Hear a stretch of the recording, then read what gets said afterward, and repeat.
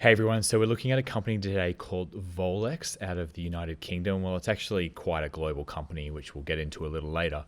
But what they do is they manufacture cords, like the cords like this cord here, and the cord from the microwave to the plug to the PowerPoint.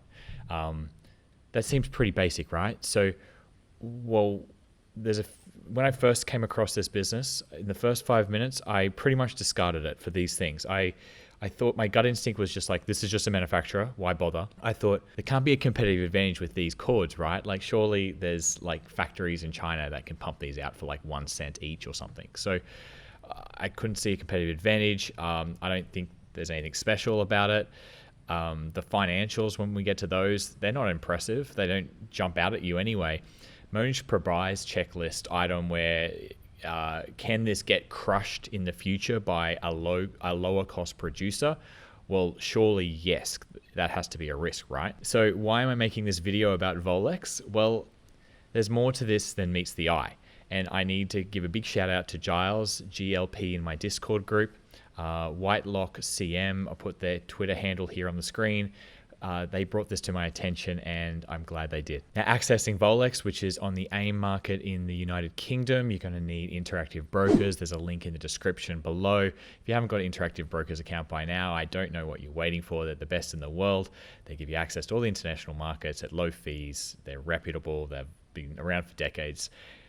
Anyway, you need to get an Interactive Brokers account if you haven't done so already. Link in the description below. I've also got demo videos here on the channel where I take you through step by step how to use the platform. It's pretty simple. So you can also get a demo account to play around with the platform to get a feel for it before you dive into using it with your real money, which I think is a good little tool. Anyway, as always, please use Interactive Brokers. All right, let's jump into the details here. Volex have actually been around for about 100 years. They're based in England, like I've said. They're historically known for making these electrical cords, like I said, from the microwave to the wall, the fridge to the wall, stuff like that. So like I've said, surely this is going to get crushed by cheap manufacturing like China and Southeast Asia, right?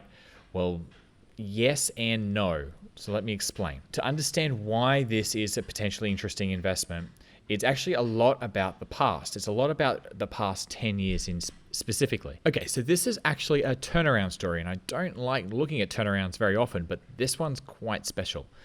That used to be essentially making this commodity product. Margins were really awful, like 1-2%.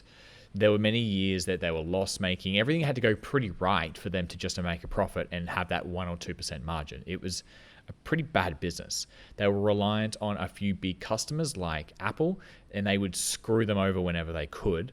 And at least one thing they had going for them is they had a good quality product made well, and they had a strong reputation associated with their product.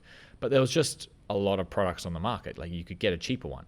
So there were a few attempts in the past, unsuccessfully, to turn the business around by other management teams. They'd gone through a few of these, but none of them were ruthless enough to make the changes and turn around this thing dramatically enough. Now that's up until the top shareholder, Nathaniel Rothschild, came on as the chairman and the CEO in late 2015. Nat himself owns about 25% of the business, and he was essentially just tired of seeing the failed turnaround attempts. Okay, now what happens next is where it gets interesting. So Nat spent the first 6 months just looking closely at the business and trying to figure out what was going on internally. And then the changes started to happen. So the first big change that he made was he cut head office costs down by 40%, almost overnight. And that cleared out unnecessary legacy people in the head office. It was quite bloated at the top in the management, and this was a really big shakeup. Then it was about optimizing the manufacturing processes. So efficiency levels were really terrible in their factories, and there was plenty of money getting left on the table just through poor operations. So he focused down on that, getting that more efficient.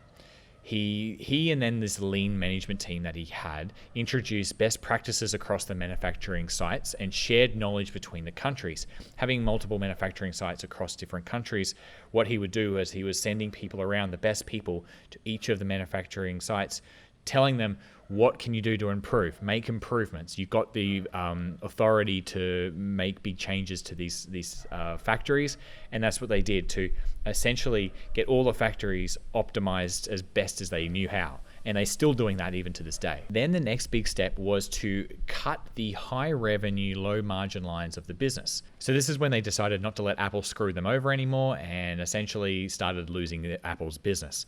And the chart here on the screen shows the revenues are the blue bars and the green line is the operating margins over the past 10 years.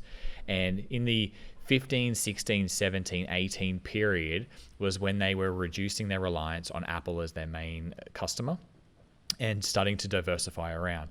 So the operating margin took a hit in 17. It was low. We're talking, this is sort of fluctuating between positive 1% and negative 2%. And then the changes started to pay off. Operating margin has really started to grow. Revenue has started to grow with it, both looking very positive for the future. And this is essentially telling us the story of what has happened and what those decisions have done to this business. Then came the change in the debt structure. It was once, back in 2014, it was at 10 times a debt to EBIT ratio. That is at the extreme levels of risky. And as you can see by this graph, things started to, long-term debt being in the light blue color, that started to go down quite dramatically all the way to zero. And as the business was turning the corner, equity has started to really take off. And the business has started to really show the value that it is now created through all of these changes that Nathaniel has implemented. They've got a little bit of debt at the moment, but it's very small in relationship to their total equity, which is a far healthier picture of debt compared to what it was back in 2014. Now, these changes seem kind of obvious in hindsight, right? But imagine you were actually doing this. See, it would take some serious belief and guts, I think, to pull this off. You wouldn't know if it was actually going to work. You have a lot of your own money tied up in this investment. You needed to believe that the business was actually worth saving as well.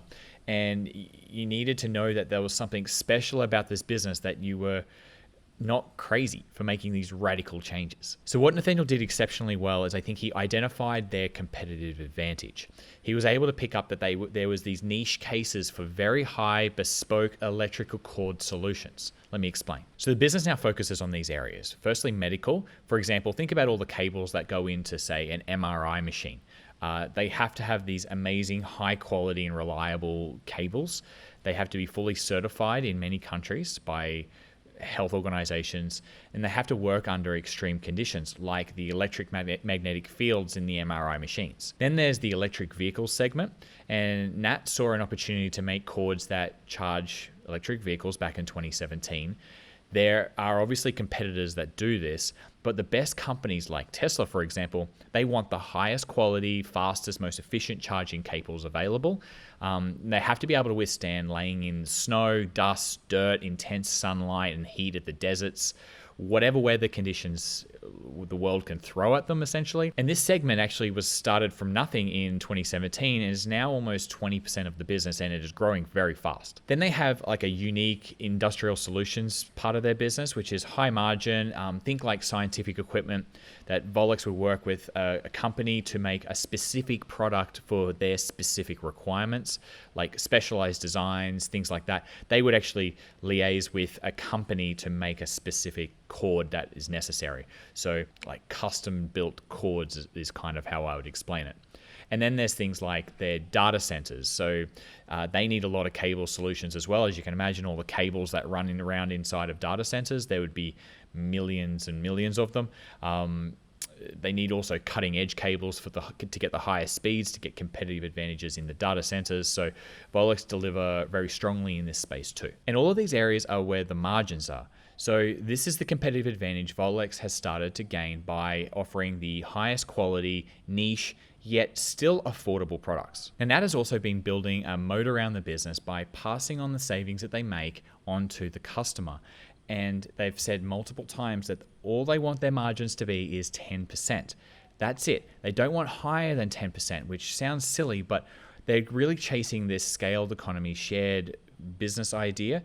They haven't said this specifically, but it's scaled economy shared. So being the lowest cost producer Yet the highest quality on the market as well is a rare thing, argued to be impossible by most business textbooks and theories, but Nat and Volex have reached that point already. And another area of competitive advantage is limiting supply chain disruption. See, they have sites now in Mexico close to the American market, Poland and Slovakia for the European market, China for the Chinese market, Indonesia for the Southeast Asian market, and India for the Indian market. So Volex, by expanding this footprint in tariff-free countries, is able to avoid many supply chain and political issues by being a compelling alternative to manufacturers that are only based in China. You can imagine if there are trade issues between China and America, well, Volex are fine with that because they can just get products made in Mexico.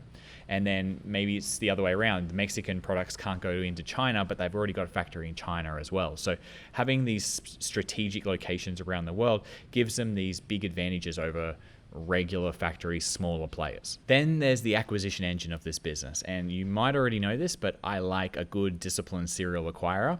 And the last 10 acquisitions averaged a 5.5 times ebitda valuations, which they're reasonably good prices. But then bringing them into Volex, their Volex efficiency model, and the margins improve of that operation, making the deals look even better. Internally, they target investment payback periods of around 2 years, which is good that they have the disciplined internal capital allocation model. 2 years is a great return. External acquisitions appear to have reached an inflection point as well, where deals can be made in cash generated from the business rather than through equity or debt raises or anything like that. And I think this will be important to monitor, but it looks like they have reached the right size now for it to be the deals to be made just in cash. Okay, now still to come, I'm going to look at the numbers, the runway for growth, competitive analysis, the risks, and finally we get to evaluation. So hope you stay for the next one, and I will see you then.